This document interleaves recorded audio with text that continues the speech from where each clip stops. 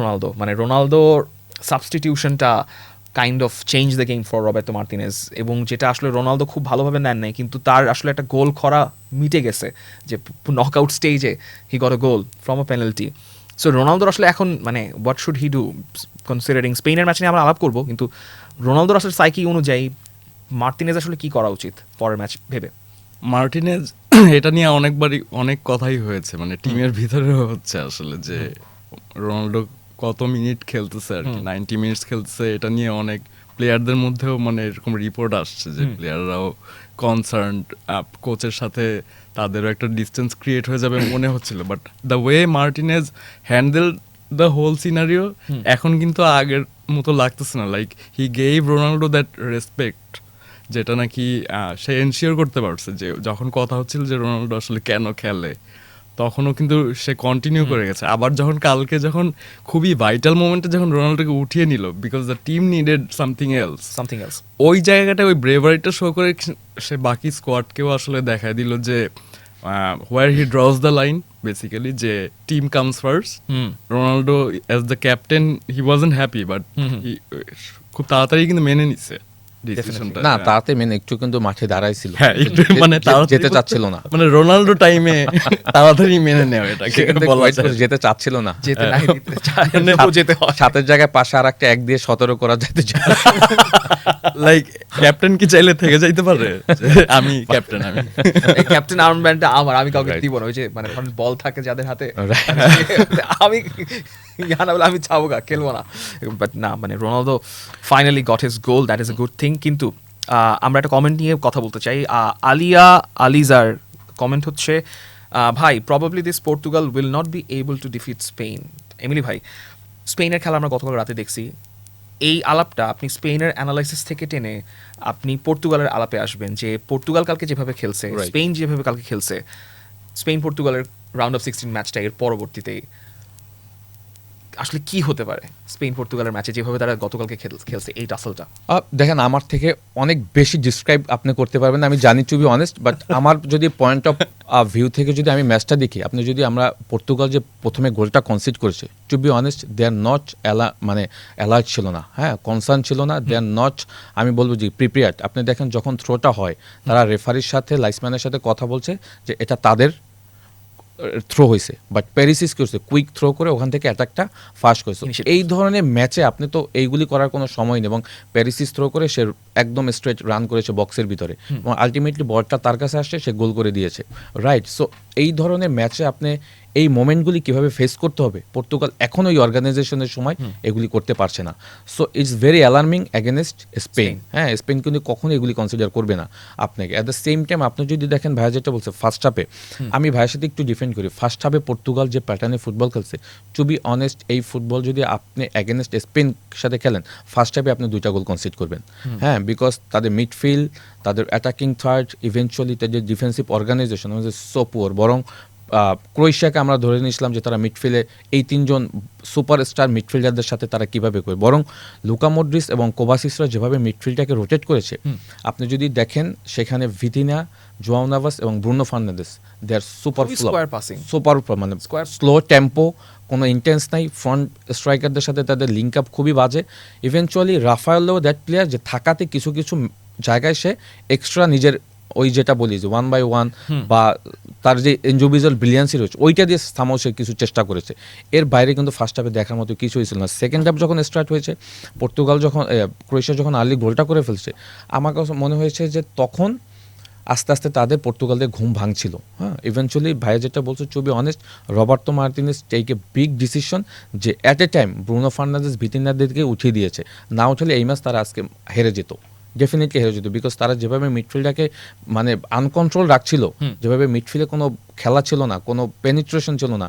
Eventually আপনি যদি দেখেন ব্রুনো ফার্নান্দেজ কী করবে, আসলে সে মানে হেজিটেশনও ভুগছিল, সামনের দিকে যাবে না সেন্ট্রাল ব্যাকদের কাছ থেকে সে বল নিবে, ভিতিনা কোথায় যাচ্ছে, সাইড ব্যাকদেরকে বল দিচ্ছে, আপনার সেন্ট্রাল ব্যাকদের সাথে খেলছে, ফ্রন্ট লাইনে কোনো পেনিট্রেশন পাস, কোনো ভার্টিক্যালিটি নাই, কিছুই ছিল না। সো যেটা হচ্ছে যে এই 4জন প্লেয়ারের পরে যখন আপনি দেখবেন যে যাদেরকে নামিয়েছে, লাইক বার্নার্ডো সিলভা, তারপরে পরে যখন রোনালদোকে চেঞ্জ করে যখন আপনার না গঞ্জালো রামোস কিন্তু আগেই নেমেছে, নেভাস রোবেন নেভেসকে নামিয়েছে। রোবেন নেভেস নামার পরে মিডফিল্ডটাকে কিন্তু তারা কন্ট্রোল করেছে, বিকজ তখন পর্যন্ত কিন্তু মিডফিল্ড ডিসঅর্গানাইজ ছিল। হ্যাঁ, সো ওই সাবস্টিটিউট প্লেয়ার নামাতে আমার কাছে মনে হয়েছে যে খেলা একটা গতি আসছে এবং খেলাটা তার মোমেন্টামটা পেয়েছে। ইভেনচুয়ালি গঞ্জালো রামোস যদি দেখেন, রাফালোর দুর্দান্ত ক্রস, ওই সময় দুজন টল সেন্টার ব্যাকের সামনে থেকে আপনি ওই হেডার, ডিসাইডেড গোল। সো আমি বলবো যে এইটা রবার্টো মার্টিনেস আমাকে কিছুটা হলো অ্যাপ্রিসিয়েট সে পাবে, ইভেন আমাকে সে খুশি করেছে, বিকজ আমি এই বেলজিয়ামের কোচ থাকা অবস্থায় রবার্টো মার্টিনেসের প্রতি কখনো হ্যাপি ছিলাম না। এই পর্তুগালের গোল্ডেন জেনারেশন, ডেফিনেটলি পর্তুগালের এই স্কোয়াডটাকে সবাই বলবে যে এই স্কোয়াডটা যদি চ্যাম্পিয়ন হয় এবার ওয়ার্ল্ড কাপ, এটা কিন্তু অঘটন হবে না, বরং তারা ডিজার্ভিং চ্যাম্পিয়ন হবে, because they all are performing in the European all big clubs. So সেইখান থেকে আমি বলবো যে রবার্টো মার্টিনেসকে আমি অ্যাপ্রিসিয়েট করবো, সে যে এই টেকটিক্যাল চেঞ্জগুলি করে তার ম্যাচটাকে জিততে পারছে। ইভেনচুয়ালি আপনি যদি দেখেন যে ম্যাচে আপনার বেলজিয়াম 3-2 গোলে পিছিয়ে 2-0 গোলে পিছিয়ে আপনার যেখান থেকে 3-2 গোলে ম্যাচটা জিতলো, এখন আমি রুডি গার্সিয়াকে একটা বড় ধন্যবাদ দিব, বিকজ আপনি যদি দেখেন 55 মিনিট সময় কেভিন ডি ব্রুইন এবং ডোকুকে সে উঠে নিয়ে গেছে, হ্যাঁ, রাস্কান এবং সামনের দিকে রোমেরো লুকাকুকে নামিয়ে দিয়েছে, আলটিমেটলি কিন্তু সে তার ফলাফল পেয়েছে। সো এই ধরনের চেঞ্জগুলি কিন্তু আমার কাছে মনে হচ্ছে যে আপনাকে টেকটিক্যাল চেঞ্জগুলি কিন্তু আপনাকে আপনার ফরের রেজাল্টগুলি আনছে। এবং লেট উইনার করার ক্ষেত্রে এই সাবস্টিটিউট হ্যাজ বিকামিং মানে খুবই বড় একটা রোল প্লে করছে, যেটা আপনি রুডি গার্সিয়ার কথা যেটা বলেন খুবই ক্লেভার। মানে আমি নিজেও আসলে বেলজিয়ামকে মনে হচ্ছিল যে খুবই ক্লুলেস জায়গা থেকে ফুটবল খেলছে, কিন্তু রুডি গার্সিয়া যে কথাটা বলেছেন that stuck to my head, যে মানে Senegal didn't have any kind of control, like কোনো ধরনের কোনো স্ট্রাকচার ছিল না, কিছুই ছিল না, সেইটাকে জাস্ট হি মানে ইউটিলাইজ, মানে তার স্ট্রাকচার নিয়েও কোয়েশ্চেন থাকতে পারে, কিন্তু তাও তিনি কাজ করেছেন, যেটা গতকালকে রোবের্তো মার্টিনেজ করলেন। কিন্তু আমার পর্তুগাল নিয়ে কনসার্নের জায়গা যেটা হচ্ছে যে 2022 সালের স্পেন যেরকম ছিল, লুইস এনরিকের স্পেন, যেটা মানে যেই স্পেনের কোনো এখন নাই, অস্তিত্বই এখন নাই, পর্তুগাল কি ওই স্পেনের মতো একটা মানে খুবই ক্লোজলি নিটেড পাসিং নেটওয়ার্ক, নিজেদের মধ্যে পাস দিচ্ছে, ভিতিনিয়া সাইড পাস খেলতেছে, ব্যাকওয়ার্ডস পাস দিচ্ছে, মানে এই স্পেনের কালকে আমি এটাও দেখতেছি যখন অস্ট্রিয়া স্পেনের বল উইনিং মানে রিটেন বল উইনিং সেকেন্ডস, কত সেকেন্ডের মধ্যে তারা বল উইন করছে, 10 সেকেন্ড, স্পেনের ছিল 14 সেকেন্ডের মতো, 14 সেকেন্ড, আর অস্ট্রিয়া ছিল 21 সেকেন্ডের মতো। সো স্পেন উইল মানে স্পেনের PPD will be so much high, মানে what should Portugal do then? পর্তুগালের সবচেয়ে ইম্পর্টেন্ট ফ্যাসেট যেটা এখানে হচ্ছে ভার্টিক্যালিটি। এটা ভার্টিক্যালিটি শুধু অ্যাটাকিং ইন্টেন্টের জন্যই না, ইট মানে stages of other team attacking. Basically if you have verticality your centre backs aren't building play, ওরা পিছন থেকে আর ওই থ্রুগুলা একদম সেন্টার কোনো লাইন ব্রেকিং পাস দিচ্ছে না। সো ওই যে ভার্টিক্যালিটিটা মিসিং, ওইখানেই বিশাল একটা প্রেসিং স্ট্রাকচারের প্রবলেম হয়ে যায় পর্তুগালের, যে শুধু রোনাল্ডো কি দুইটা সেন্টার ব্যাককে প্রেস করবে না? না না না, অ্যাবসলিউটলি না। when you don't have that vertically যে ওই গোল থ্রেটটা নেই, আবার রোনাল্ডো কিন্তু অনেক সময় অফসাইডেও দেখা যায় তাকে দাঁড়াচ্ছে, কিন্তু ওই ভার্টিক্যালিটিটা কিন্তু আসতেছে না। someone has to like connect with him, of course আরো একটা ভার্টিক্যাল চ্যানেল আর একটু শর্টার ডিস্টেন্সে ক্রিয়েট করা রোনাল্ডোর আর একটু পিছে থেকে আর কি, তাহলে হয়তো রোনাল্ডো ওই সাপোর্টটা পাবে, উইঙ্গাররাও ওই সাপোর্টটা পাবে। আমরা দেখতেছি রাফায়েল লিয়াও কিন্তু অনেক ভালো খেলছে, বাট ও কিন্তু ওরকম উইথ কিন্তু টিম থেকে ক্রিয়েট করে দিচ্ছে না কেউ। Exactly, he is doing the individual, exactly to the point, exactly. এই জায়গাগুলো পর্তুগাল কিভাবে করবে, খুবই ভালো এক্সাম্পল স্পেনের 2022 ক্যাম্পেইনের সাথে আর কি, লাইক স্কোয়ার পাসেস বা আসলে ডিফেন্সকে মুভ করাইতে পারছে না, অপোজিশন স্ট্রাকচারটা ব্রেক করতে পারছে না, পাস হচ্ছে কিন্তু স্ট্রাকচার ব্রেক হচ্ছে না। কারণ হচ্ছে ওই যে ভার্টিক্যালিটিটা, যেই সব চ্যানেলে বল নিলে একটা স্ট্রাকচার ব্রেক হয়, একটা দুইটা পাসে তো হয় না, 3-4টা পাসেও হইতে পারে, বাট ওই যে ওই পাসগুলো আসতেছে না, যে সেন্টার থেকে কিভাবে একটা ডিফেন্সকে ব্রেক করবে। তো পর্তুগালের জন্য আমার মনে হয় সবচেয়ে বড় ফ্যাক্টর স্পেনের সাথে হবে তাদের এক্সপেরিয়েন্সটা। আমি এছাড়া কোনো অ্যাডভান্টেজ আপাতত দেখতে পাচ্ছি না। স্পেন গতকালকে দেখাইছে যে তারা একটু আগের ফ্লোতে খেলতে পারছে, বেসিক্যালি দেয়ার বেস্ট পারফরমেন্স এই ওয়ার্ল্ড কাপে। সো এটা তো আনডাউটেডলি তো বলা যায় যে একটু রিদম টেম্পো খুঁজে পেয়েছে। তাও সামহাও আমার মনে হয় যে পর্তুগালের একটা অ্যাডভান্টেজ থাকবে এই ম্যাচে, like they actually drew their last group game না কলম্বিয়ার সাথে, মনে হয়েছে যে আর্জেন্টিনার ব্র্যাকেটটা অ্যাভয়েড করার জন্য মনে হয় করবে। এখন কিন্তু ইট মেক সেন্স, আপনি যদি দেখেন আর্জেন্টিনার অতটা থ্রেটেনিং না মেসি বাদে, রাইট, কিন্তু তাও you want to face but এই প্যাচটা তো আরো ডিফিকাল্ট। হ্যাঁ, বাট ইউ মানে ওরা তো স্পেনকে পিক করলো, আর্জেন্টিনাকে রেখে। এরপরে যদি জিতে ফ্রান্সকে ফেস করতে হবে। ফ্রান্সকে ফেস করতে হবে, বাট Semi-final. প্রবাবলি আর্জেন্টিনাকে আগে কেউ ফেস করতে চাচ্ছে না আর কি, লাইক এরকম মানে কমিটি টিম বলে একটা আছে, হ্যাঁ কমিটি টিম বলে একটা অভিযোগ আছে।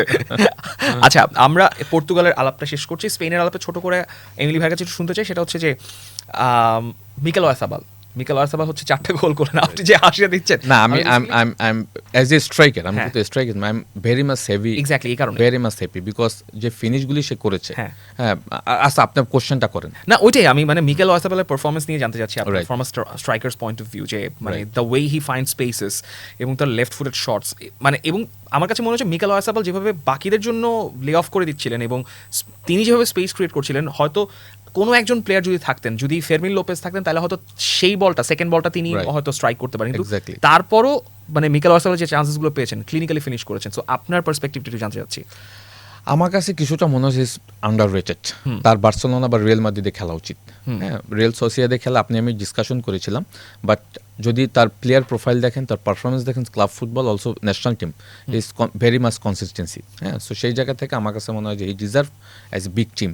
সো সেই জায়গাটা থেকে যদি বলি যে 4টা গোল করেছে, আপনি যদি দেখেন লাস্ট নাইটে যে গোল দুটা করেছে, মানে আজকে যে গোল দুটা করেছে, আমার কাছে অ্যাজ ইউজুয়াল সিমিলার মনে হয়েছে, বাট অ্যাজ এ স্ট্রাইকার আপনাকে মেন কাজটা হলো যে আপনি অপরচুনিটি তৈরি করতে পারছেন কিনা, ফার্স্ট হলো এই কাজটা, দেন আপনি গোলে কনভার্ট করতে পারছেন কিনা।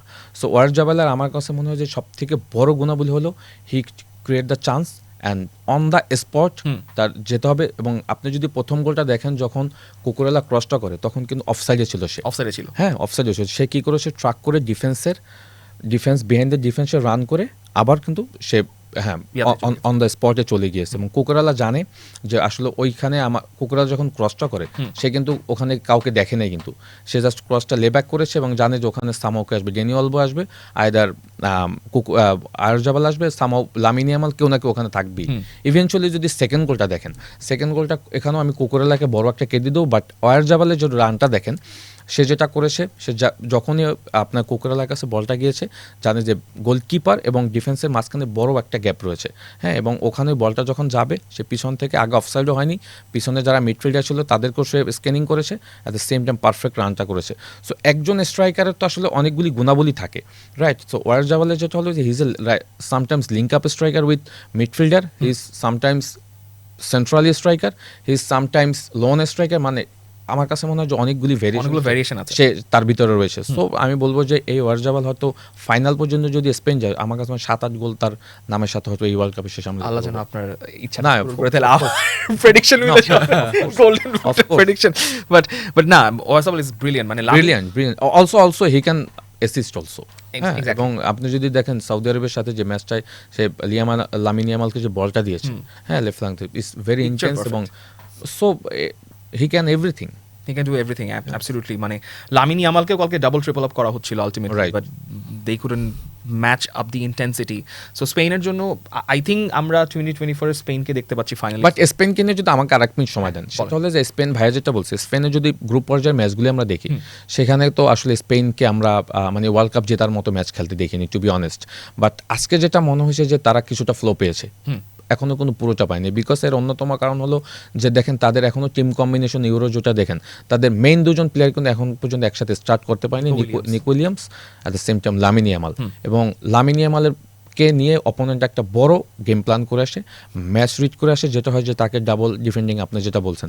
আপনি যদি অ্যাগেনস্ট উরুগের ম্যাচটা দেখেন, সানাব্রিয়া যখন তাকে আসলে একাই ব্লক করছিল, সাথে কিন্তু তাদের একজন সেন্টার ব্যাক এসে কিন্তু ওভারলোড করছিল, লামিনী আমাল তেমন কিন্তু করতে পারছে না। বাট এইখানে কিন্তু একটা বড় ও রোল পালন করছে, আমি বলবো যে তাদের ভিয়েনাকে কিন্তু বায়না কিন্তু দুর্দান্ত করছে। আমি বায়না has been playing absolutely fantastic, chances দিক থেকে দুর্দান্ত। ইভেনচুয়ালি তার স্পট সেট পিচ যেগুলো আজকে সেট পিচটা সেটা গোল হয়ে যেতে পারতো। সো নিকো উইলিয়ামসের সার্ভিসটা ইজ ভেরি ইম্পর্টেন্ট এই স্পেনের জন্য। তখন আয়ারজাবালের যে আপনি গোল স্কোরিংয়ের জায়গাটা বলেন, আরও অপরচুনিটি কিন্তু বেশি তৈরি হবে, because Nico Williams he know how to create the chance in opponent third. So আমি বলবো যে তাদের মিডফিল্ডে এখনও কিছু প্রবলেম রয়েছে। রোড্রি ওয়াজ ফ্যান্টাস্টিক টুডে, পেড্রির এখনও পেনিট্রেশন পাসে কিছুটা প্রবলেম রয়েছে, বাট ওই তিনজন মিডফিল্ডারের রোটেশনে কিন্তু এখনও দি পয়েন্টটা কিন্তু প্রপার একটা সেট আপ করতে পারেনি, প্রত্যেকটা ম্যাচে আলাদা আলাদা মিডফিল্ড নিয়ে খেলেছে। সো ওইখানটাতে আমার কাছে মনে হয় আরেকটু কনসার্ন হতে হবে। ডিফেন্সিভ অর্গানাইজেশন তারা এখন পর্যন্ত কোনো গোল কনসিড করেনি 4টা ম্যাচে, দ্যাট ওয়াজ আউটস্ট্যান্ডিং বিকজ আপনি কোনো ম্যাচ এখন পর্যন্ত গোল খাননি।